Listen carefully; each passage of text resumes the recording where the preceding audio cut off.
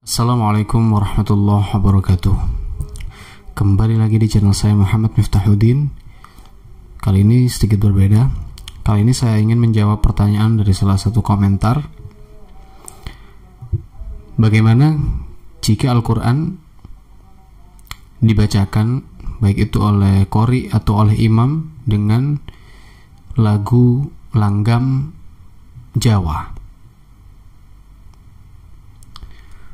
Sebenarnya pembahasan ini sudah ramai diperbincangkan bertahun-tahun lalu ya. Khususnya ketika ada video yang viral dari salah seorang qori, seingat saya, yang membacakan Al-Quran di istana, sepertinya di istana kepresidenan, di istana negara, dengan langgam Jawa. Kemudian banyak yang berkomentar. Begitu pula ada pendapat dari salah satu tokoh senior ya, ketika di majelisnya beliau, yaitu ketika ada Mbah Nun atau Kiai Haji Ainun Najib ya, dengan Mbah Sujiwo Tejo, yang mendiskusikan terkait lagu atau langgam Jawa, langgam Arab dan sebagainya. Silakan dicari, menjadi referensi sendiri-sendiri ya. Versi sana seperti apa, versi yang satu seperti apa. Oke, saya ingin menjawab berdasarkan sudut pandang yang saya fahami. Satu, membaca Al-Quran itu hukumnya wajib menggunakan ilmu tajwid. Wajib menggunakan ilmu tajwid. Belajar ilmu tajwid itu hukumnya fardu kifayah. Tapi membaca Al-Quran dengan ilmu tajwid yang baik dan benar itu hukumnya fardu ain atau wajib. Wajib secara individu. Ya, secara nggak langsung wajib sih membaca Al-Quran dengan tajwid ya. Mengapa? Karena tanpa tajwid kita bisa berpotensi salah ketika mengelafalkan, sehingga nanti mempengaruhi daripada makna, arti, dan seterusnya. Kemudian yang kedua, terkait dengan lagu atau langgam atau makom,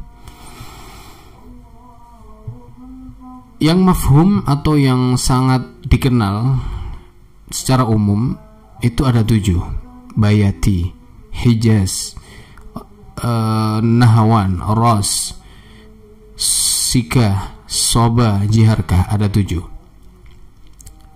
Bisa dikembangkan juga lagi dengan versi-versi tergantung daerah masing-masing.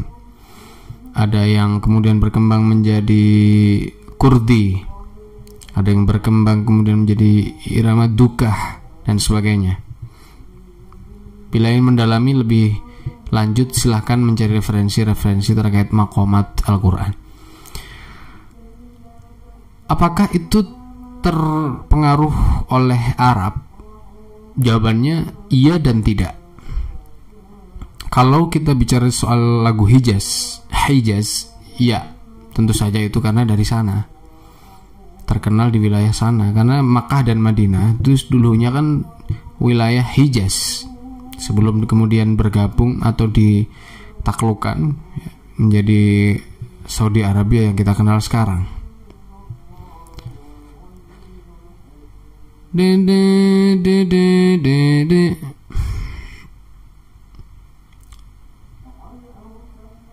Ya, lagu Hijaz.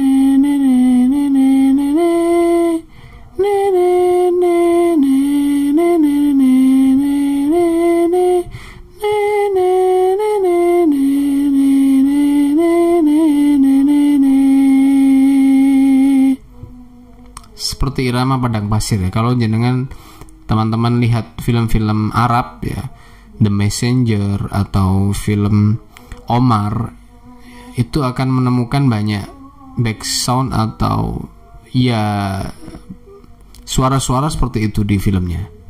Ya karena memang dari sana. Dan makom-makom lainnya tentunya itu sangat diwarnai oleh Arab ya, nuansa Arab. Begitu pula Al-Quran kan diturunkan inna anzalnahu Qur'anan Arabiyya, diturunkan dalam bahasa Arab, bahasanya Nabi Muhammad SAW, yang kemudian menjadi merujukan semua umat Islam di seluruh dunia. Dan ternyata kalau kita tahu bahasa Arab juga menurut para ulama punya kualitas bahasa yang luar biasa juga, sehingga dipakai Allah untuk menjadi mukjizat terbesar bagi umat manusia. Ketika kita bahas seperti ini, apakah kemudian kita Arab sentris? Tidak juga. Makom atau langgam itu dibaca atau digunakan ketika mengekspresikan ya bentuk dari ekspresi hati juga, dan ekspresi dari kebudayaan yang ada waktu itu. Mungkin kalau orang Arab dengan Hijaznya, kemudian kalau orang negara-negara lain ya Kurdistan atau apa itu dengan irama Kurdi, mungkin seperti itu ya. Silakan mungkin bisa di kolom komentar bisa dituliskan bila tahu penelitian terkait makom itu, atau soba atau jiharka yang seperti itu ya. Kita kenal banyak makom itu identik dengan entah kewilayahan ya. Beberapa negara memang punya kekhasan lagu itu atau bagaimana. Silahkan nanti bisa tuliskan kolom komentar. Intinya makomat atau makom itu digunakan untuk mengekspresikan sesuatu. Menurut guru saya dan penelitian beberapa yang saya baca, bahwa misalnya Nahawan itu cocok untuk bertutur, memberikan nasihat. Hijaz itu cocok untuk menggambarkan sebuah kondisi, mungkin sesuatu hal yang ajaib, sesuatu hal yang magis ya. Kemudian Ros, banyak yang bilang untuk membakar semangat, karena lagunya yang cenderung cenderung tegas, keras, dan stabil.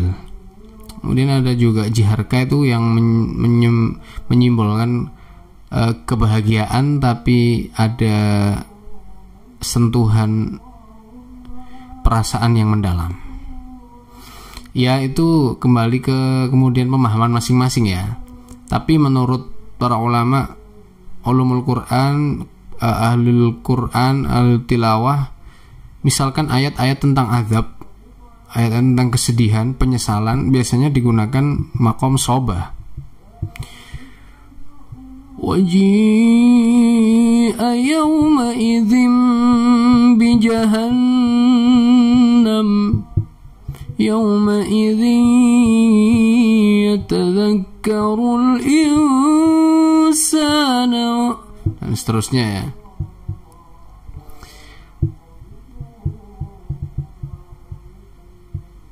Nahawan misalnya, ya bunayya aqimis salata wa'mur bil ma'rufi wanha 'anil munkari wasbir 'ala ma asabak. Ya, untuk bertutur, untuk nasihat. Dan seterusnya. Adapun langgam Jawa secara karakteristik atau secara nuansa itu menurut saya nuansa yang berbeda. Itu seperti kestabilan, ketenangan, seperti sudah tidak ada masalah ketika lagu Jawa itu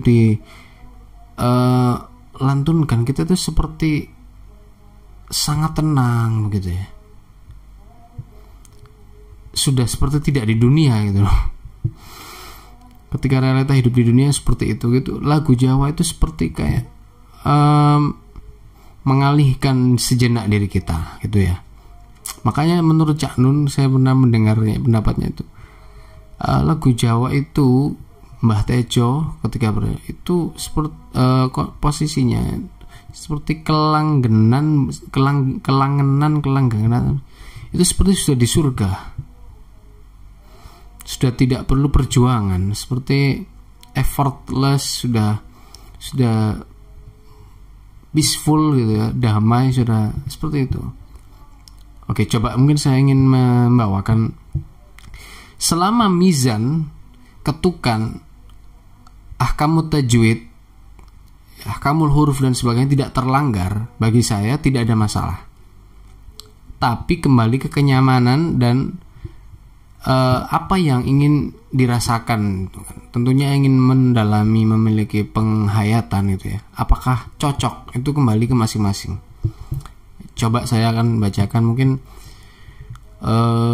surat Al-Fatihah ya. Coba ya saya pakai irama atau langgam Jawa. Bismillahirrahmanirrahim. Alhamdulillahi rabbil alamin. Ar-Rahmanir-Rahim. Maliki yaumiddin. Iyyaka na'budu wa iyyaka nasta'in. Ihdinas siratal mustaqim.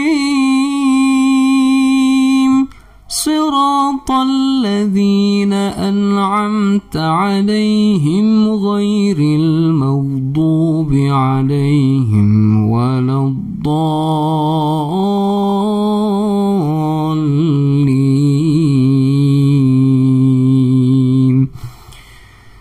Amin. Sebenarnya tidak ada masalah kan? Secara tajwid, mizan tadi, ketukan juga sudah pas, saya upayakan dipaskan. Tapi kemudian feel atau penghayatannya apakah kemudian cocok? Apakah kemudian cocok gitu ya. Jadi bukan masalah boleh atau tidak boleh. Secara makom tidak pernah ada larangan selama makom itu tidak mengganggu atau tidak merusak image daripada Al-Quran, tidak menjatuhkan, mempermainkan seolah-olah ya Al-Quranul Karim, tidak ada masalah. Jadi kesimpulan menurut pandangan saya, ketika tidak melanggar ilmu tajwid, makom apapun silahkan. Dan sebaliknya, makom apapun ketika ia melanggar ilmu tajwid, maka jangan dipakai. Jangan-jangan memang karena qori'nya atau imamnya yang belum bisa menerapkan, atau imam atau qori'nya tidak faham betul-betul ilmu tajwid, tidak mendalami ilmu tajwid, hanya sekedar ikut-ikutan tren, kemudian dia coba-coba praktekkan lagu-lagu yang aneh-aneh yang justru merusak ilmu tajwid, merusak bacaan Al-Quran itu sendiri. Yang kedua, terkait dengan penghayatan, tentu silahkan dipilih, bebas. Saya pribadi, saya kurang cocok untuk orientasi yang dalam benak dan pikiran saya. Seperti itu teman-teman yang bertanya, semoga terjawab menurut opini dan pendapat pandangan saya. Terima kasih. Sampai jumpa di video berikutnya. Assalamualaikum warahmatullahi wabarakatuh.